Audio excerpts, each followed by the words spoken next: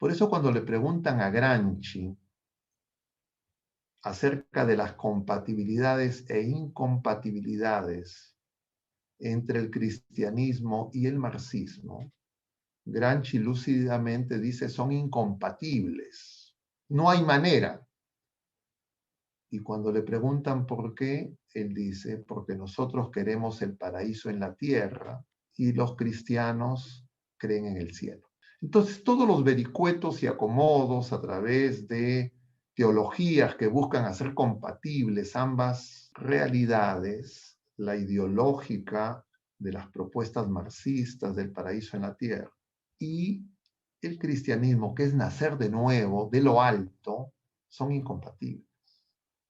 Pueden ser hasta cierto punto acomodadas con la primera alianza, pero no con la nueva alianza. Y eso nosotros lo tenemos que tener claro porque lo que ha ocurrido en este resultado electoral, ya no viendo la vertiente en relación a estos temas de la agenda, de la cultura de la muerte, diríamos, de la ideología de género, sino la relación entre los grupos, diríamos, de origen marxista que han participado en las elecciones.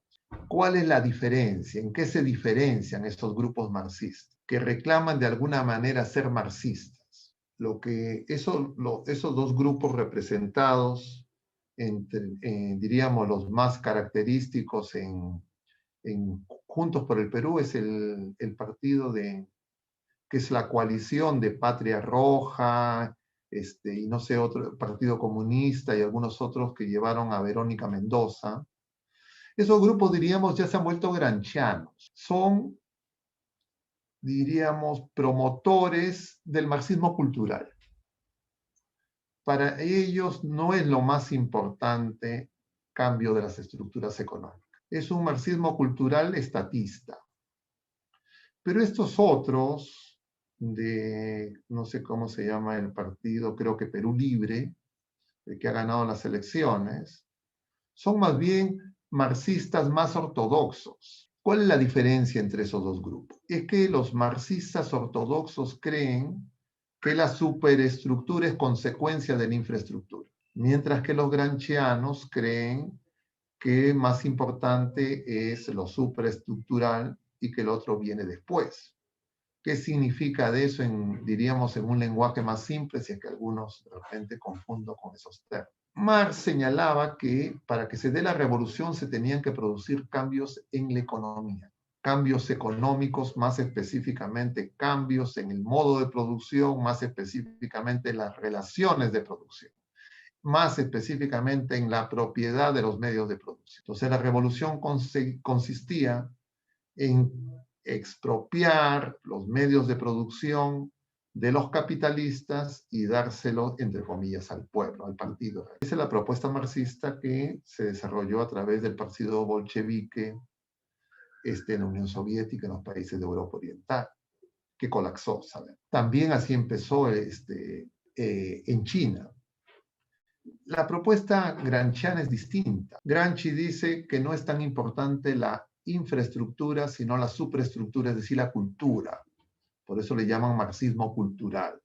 Entonces hay que producir cambios en la mente de la gente. Y luego, lo otro viene como consecuencia. Entonces, como su primera amenaza no es, entre comillas, a la propiedad de los medios de producción, algunos, entre comillas, capitalistas no ven en ellos amenaza y entonces hacen compatible, ¿no? Eso fue lo que recetó Gramsci para Europa Occidental y para los países, diríamos, capitalistas desarrollados, donde las condiciones de vida de los obreros, de la clase obrera, entre comillas, no iba a permitir un cambio revolucionario. Y entonces se necesitaba entrar por una estrategia de cambio cultural. Finalmente eso derivó vía Escuela de Frankfurt y vía los ideólogos de la revolución sexual en la ideología de género y en el aborto y la cultura de la muerte. Y eso es parte de la agenda.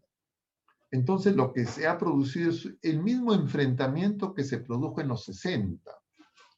En los 60 en el Perú, especialmente en el ámbito universitario, la lucha política fue, luego de que los partidos, entre comillas, comunistas o los grupos comunistas expulsaron al APRA de las, diríamos, de la influencia en las universidades, los que disputaban su hegemonía eran los que estaban patrocinados por el marxismo, diríamos, soviético y por el marxismo maoísta, representados en el Partido Comunista llamado Unidad y los otros vertientes de maoísmo, Patria Roja, Vanguardia Revolucionaria, Partido Comunista Revolucionario y todos los otros grupos. Esos grupos, de esos grupos se radicalizaron y de ahí salió Sendero Luminoso. Y en algún momento Sendero Luminoso deja esa discusión y pasa, diríamos, a la acción armada. Y los deja un poco, diríamos, desfasados. Porque lo que ocurre con esa decisión es que unos se quedan como diletantes dentro del sistema y estos otros pasan a la acción armada, que termina en las trágicas consecuencias que tuvo estas acciones de este grupo en muertes, en daños a los más inocentes, a los más pobres, y las consecuencias económicas y lo que todos nosotros, los mayores, por lo menos conocemos y hemos vivido. Pero tampoco es mi intención detenerme en esos detalles. Solamente los menciono para que notemos que esa situación se ha vuelto a presentar 50, 60 años después, para que veamos que los procesos históricos no son tan rápidos como creemos.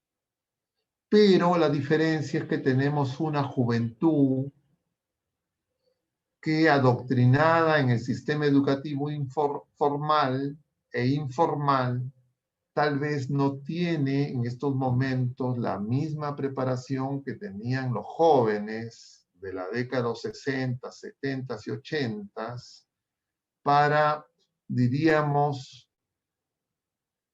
intelectualmente darse cuenta de esas diferencias.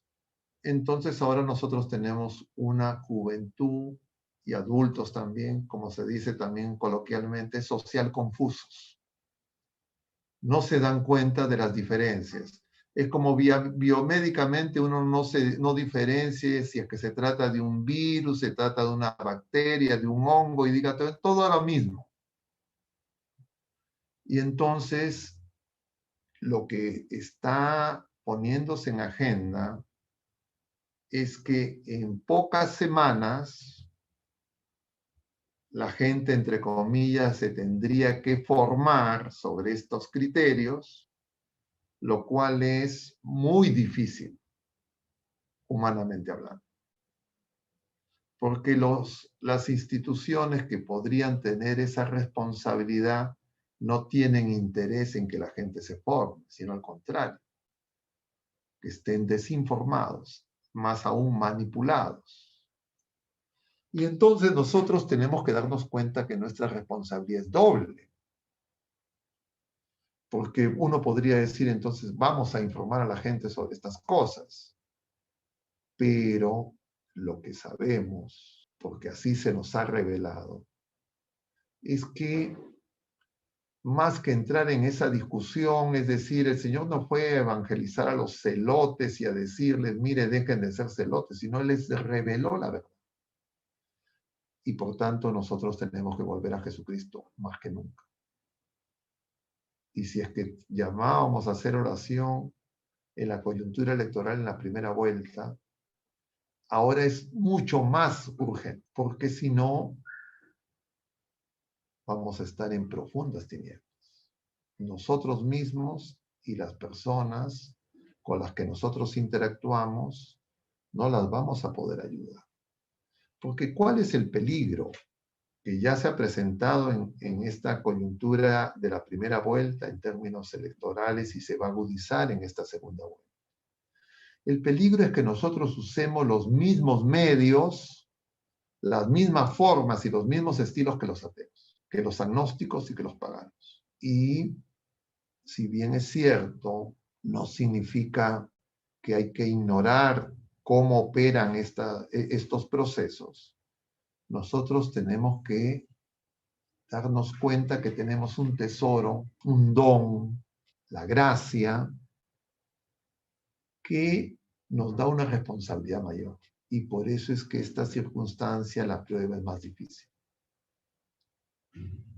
No sabemos exactamente cómo van a desencadenarse los hechos y cómo los, diríamos, representantes del estado profundo que no quieren renunciar van a actuar.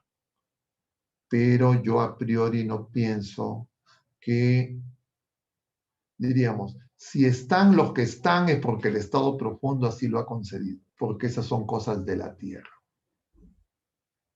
Peor aún, no son cosas ni siquiera de la tierra, son cosas del mar. Que hay algunos marinos. Cuando me refiero a las cosas del mar, no me refiero al océano Pacífico, sino me refiero a los poderes de este mundo. Y los poderes de este mundo los mueve Satanás. Y la única manera que nosotros vayamos sobre las aguas o vayamos sobre esas aguas es con Jesucristo. Sin Jesucristo vamos a naufragar. Y lo peor es que puede darse el caso que ni siquiera nos demos cuenta que estamos naufragando. Por lo menos en lo inmediato. Y entonces se nos presenta la oportunidad de una más profunda y sincera conversión. Claro, uno dirá, bueno, pero los convertidos no van a decidir las elecciones. Tengamos la certeza que si es que un número importante de nosotros tenemos una conversión sincera, es una nueva creación. Pero para eso necesitamos tener fe. Claro, sin fe nos va a parecer que eso es algo inútil, poco eficaz,